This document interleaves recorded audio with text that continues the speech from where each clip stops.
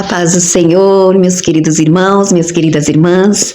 Estou mais uma vez aqui para juntos compartilharmos a palavra de Deus, né? Me chamo Elaine, sou sua irmã em Cristo e vamos meditar junto na palavra de Deus?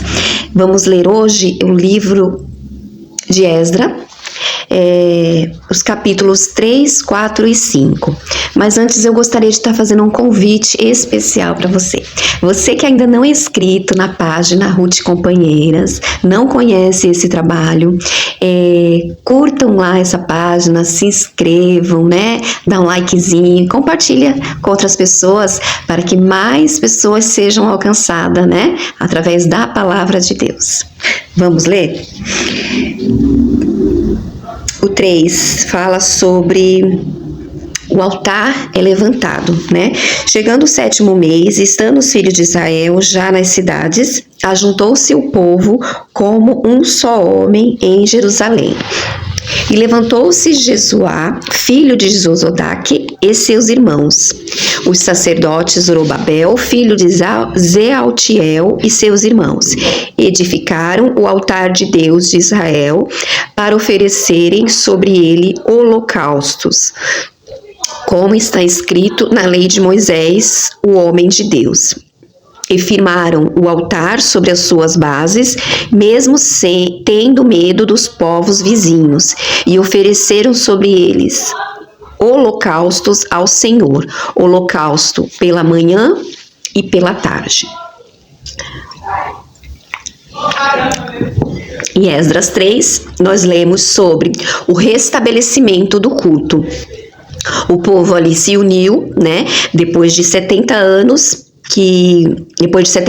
o povo de Deus volta a cultuar o Senhor, né? Em Levíticos 23, 33 e 44, está aí na sua tela, nós vamos ver a importância desses meses, que eram os meses de setembro e outubro, para o povo de Deus, né?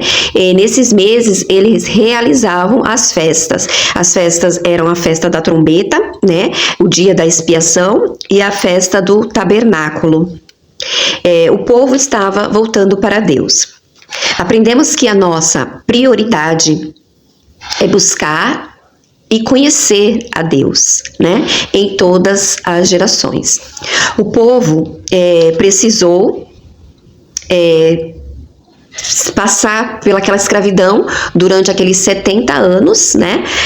Teve muitas perdas, né? Perdas imensuráveis, para voltar a buscar ao Senhor, né? Para voltar a buscar a Deus, né? Onde eles nunca deveriam ter saído, né? Do lugar onde eles estavam, eles nunca deveriam ter saído.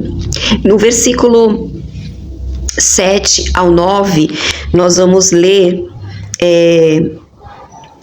o 7, que deram, pois, o dinheiro aos cortadores e artífices, como também comida e bebida, e azeite aos sidônios e aos tírios, para trazerem do Líbano madeira de cedro por mar para Jope, segundo a concessão que lhes tinha feito Ciro, o rei da Pérsia. No 8 diz: E no 2º ano da sua vinda à casa de Deus em Jerusalém, no 2º mês, Zorobabel, filho de Zealtiel, e Jesuá, filho de Josadaque, e os outros seus irmãos, os sacerdotes, os levitas e todos que vieram do cativeiro a Jerusalém, aviassem a obra da casa do Senhor e constituíram os levitas da idade de 20 anos para cima, para que a dirigissem. Então, aqui a gente fala sobre os alicerces, né? O povo começa a reconstrução do templo, né? Foram ali 7 meses juntando os recursos para iniciar a obra, né? E isso nos ensina a esperar, né? A reparar os erros do nosso passado, né? Para restaurarmos, né? Para repararmos os erros do nosso passado, exige foco, exige tempo e devoção, né? Muitas vezes aceitamos Jesus, nos reconciliamos, né? E ali nós queremos uma mudança rápida, uma mudança brusca, né? De uma noite para outra, né? Nós queremos a mudança, né? Nós queremos que as situações sejam resolvidas, né? Muitos problemas, muitas lutas, né? Acham que de um dia para o outro vai ser tudo solucionado, né? E não é assim, né? Nós devemos esperar o tempo do Senhor, né? A Bíblia já fala que para todas as coisas há um tempo, né?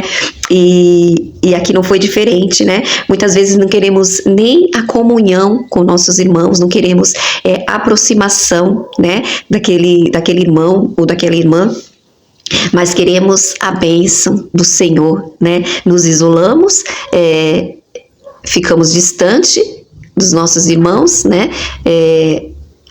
E queremos que Deus derrame a bênção sobre nós, né? Queremos que os nossos problemas sejam solucionados de uma hora para outra, né? E ali o povo de Deus precisou se unir, né? Eles precisaram daquela união para que o templo fosse ali reconstruído, né? E não é diferente nas nossas vidas, né? Nós precisamos estar unidos, nós precisamos ter comunhão com nossos irmãos para que o Senhor venha derramar a bênção, né? Que tanto precisamos, né? Precisamos ali da presença de Deus, nós precisamos orar mais, nós precisamos de conselho de irmãos que têm mais experiência na caminhada da fé, né?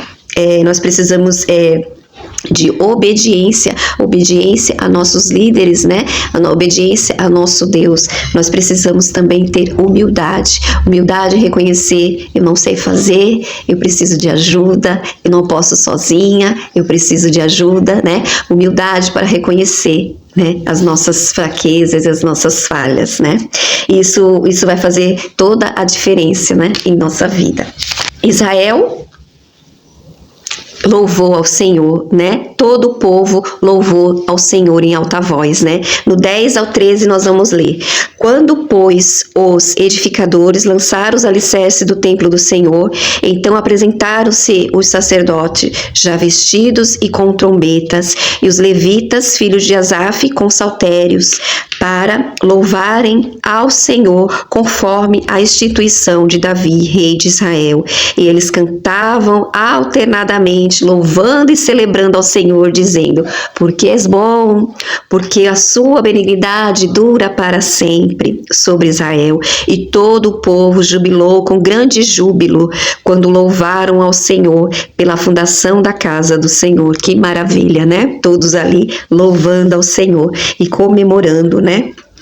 Porém, muitos dos sacerdotes, levitas e chefe dos pais, já velhos, que viram a primeira casa sobre o seu fundamento, vendo perante os seus olhos esta casa, choraram em alta voz, mas muitos levantaram as vozes com júbilo e com alegria, de maneira que não discernia o povo as vozes do júbilo de alegria das vozes do povo, do choro do povo, porque o povo jubilava com tão grande júbilo que o som se ouvia de muito longe. Então, aqui aparece duas gerações e duas atitudes, né? Uma geração feliz e a outra chorando, se lamentando, né? Devemos semear no presente o que queremos para o nosso futuro, né? Ao invés de lamentarmos, né? O templo ali construído, né? O templo destruído ali por Nabucodonosor, agora tinha seus fundamentos, tinha os seus alicerces, né? As pessoas estavam comemorando, né? A pessoa mais importante, irmãos, estavam ali cultuando. As pessoas mais importantes, não sou eu e não é você, não sou eu e não é você no culto. A pessoa mais importante é Deus, né? Não é a nossa glória, é a glória de Deus, né? O culto, ele não é para mim, não é para você. O culto é para o Senhor. Nós, né, saímos de casa para cultuar o Senhor. Nós saímos de casa e levamos o nosso culto ao Senhor, né? Esse é o objetivo do culto, né? Devemos semear, né, no presente o que queremos para o futuro. Antigamente a gente escutava muito, né? Antigamente era melhor servir a Deus, antigamente as coisas eram melhor, era bom antigamente. Não, hoje, né, os jovens celebram o que Deus faz hoje. Nós devemos celebrar o que Deus faz hoje em nossas vidas, né? Para os mais velhos, nem tanto, né? Nem todos celebram, né? Acham que o futuro pode ser melhor. Não, o melhor é hoje que Deus faz nas nossas vidas hoje, né? Lamentar não vai resolver nosso problema, né? Mesmo que seja algo pequeno que você esteja recebendo, celebre, comemore, louve ao Senhor, né?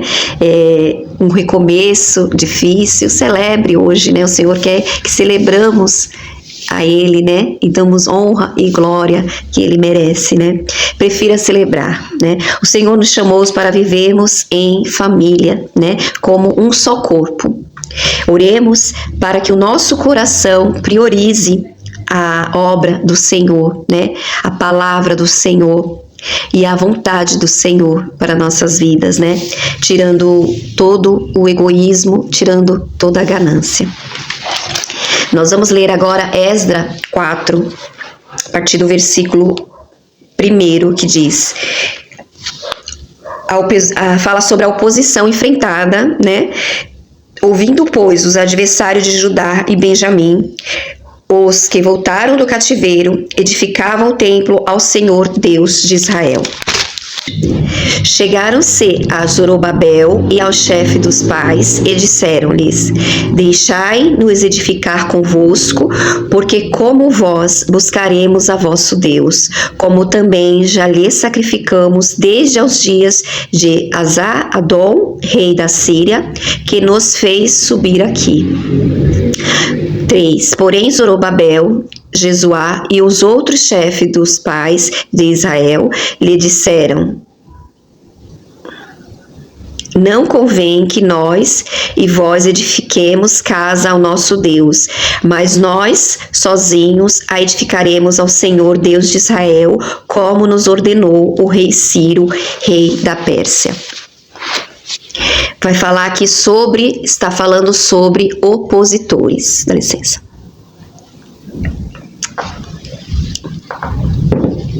Os opositores que se levantaram contra o povo de Deus, né? Esdras faz a separação do povo de Deus e do povo que não é de Deus.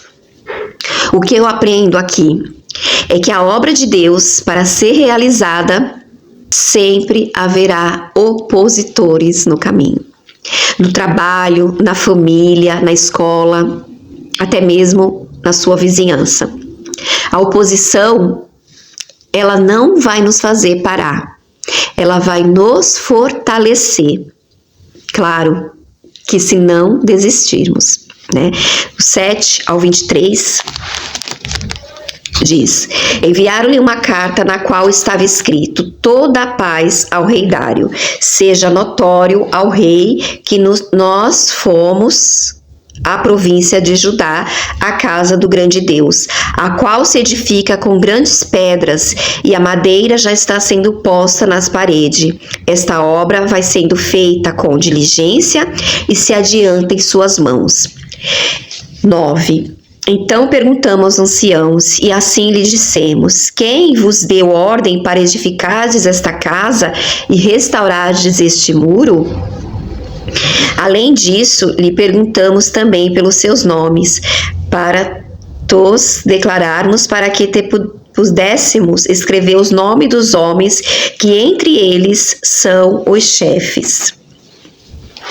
Vemos aqui mais mentiras contra o povo de Deus. A oposição muito severa. O inimigo, ele é o nosso maior opositor. Ele trabalha para nos desanimar, trabalha para nos atemorizar. Ele vai fazer de tudo, meu irmão, minha irmã, para te paralisar e tirar você do centro da vontade de Deus. Ele vai usar de artimanhas, ele vai usar de mentira contra você, né? Aqueles homens ali foram pagos para defamar e insultar o povo de Deus. O inimigo sabe conduzir você ao erro. Ele conhece a sua fraqueza, a minha fraqueza. Ele sabe o seu ponto fraco. No 24, nós vamos ler. Então parou a obra da casa de Deus, que estava em Jerusalém. Ficou parada até ao ano 2º do reinado de Dário, rei da Pérsia. Aqui, a obra de Deus parou, né? O objetivo do inimigo foi alcançado. Não devemos baixar a guarda, meu irmão. Lá em Tiago 4:7 vai aparecer na sua tela. Tiago 4:7 diz: sujeitai-vos, pois, a Deus e resisti ao diabo, e ele fugirá de vós.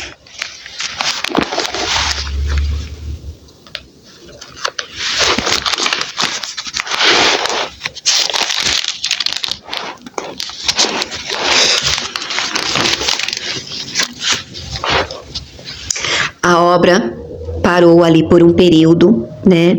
Nós vamos ler também em Ageu 1:11, que diz que o povo parou a obra, né? Abandonou ali o projeto de Deus com desânimo. Cada um foi cuidar da sua vida.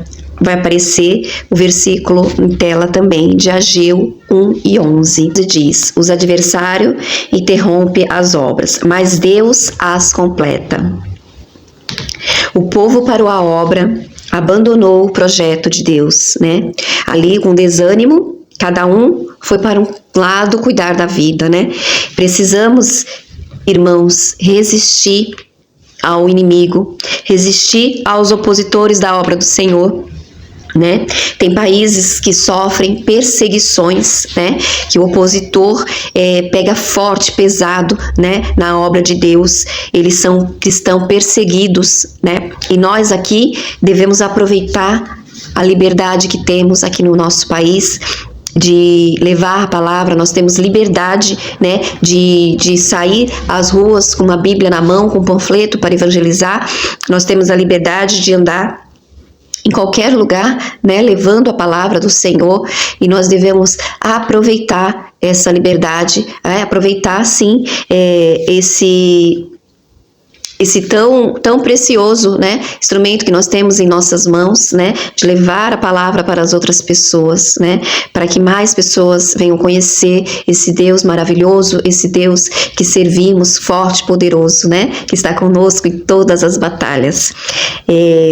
Até mesmo nas redes sociais, né, igual estamos aqui, né, você pode mandar uma mensagem para uma pessoa pelo WhatsApp, YouTube, Instagram, vários meios de comunicação, e nós temos essa liberdade, irmãos. Usem essa liberdade, né, que outros países não têm, que outros países não podem, né. Ore ao Pai, peça força ao Pai, né, não desista. Se livre das más influências, né. A oposição, às vezes, pode estar dentro de nossa casa, não é mesmo? Oposição.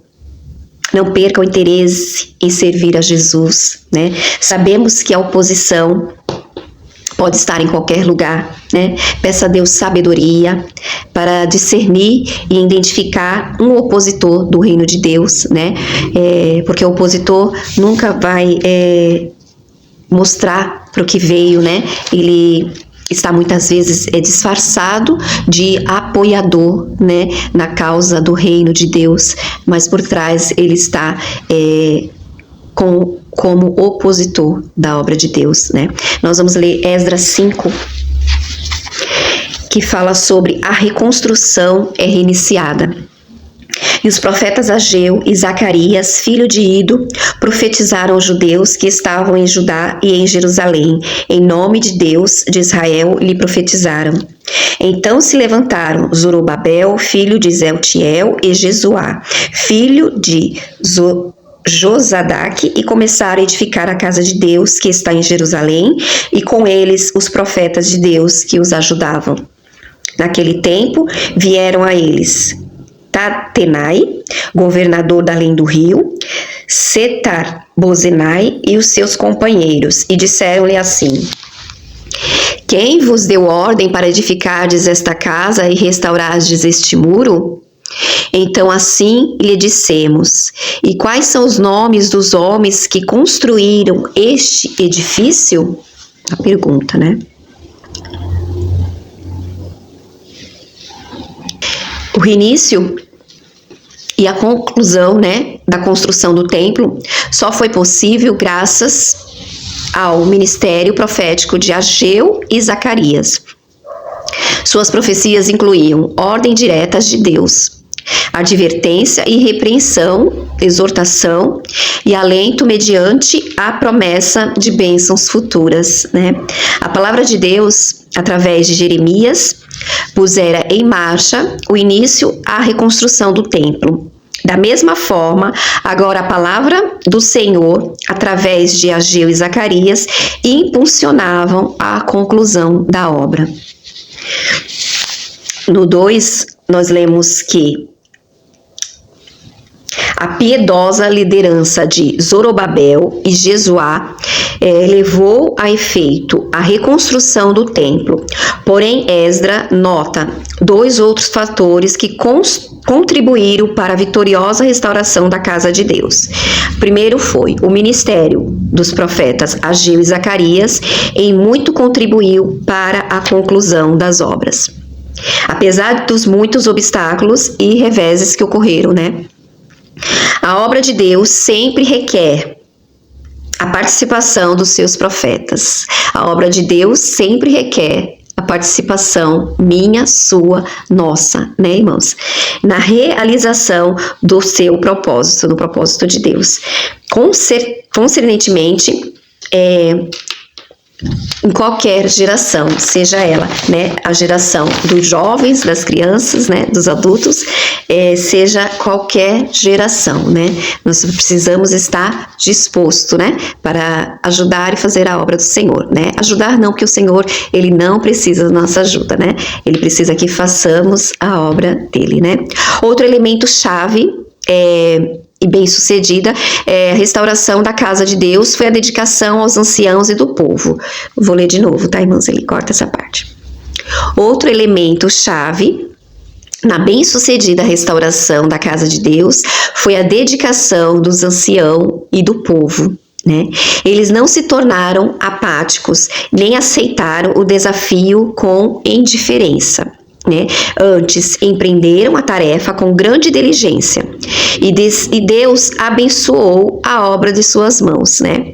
O reino de Deus sempre progride através das palavras e ações, né, dos dirigentes e do povo que, ao trabalharem junto, né, em união, dedicam-se plenamente ao propósito de Deus para esse povo, né? No 3, nós já lemos a palavra e diz que quem vos deu ordem para edificardes a casa de Deus? Uma palavra, né? Uma pergunta, desculpa. Os fiéis obedeceram a palavra do Senhor através dos seus profetas. Dedicaram-se a trabalhar para a glória de Deus. E Deus estava com eles de modo especial. Todavia, o inimigo surgiu e se opôs contra a obra de Deus.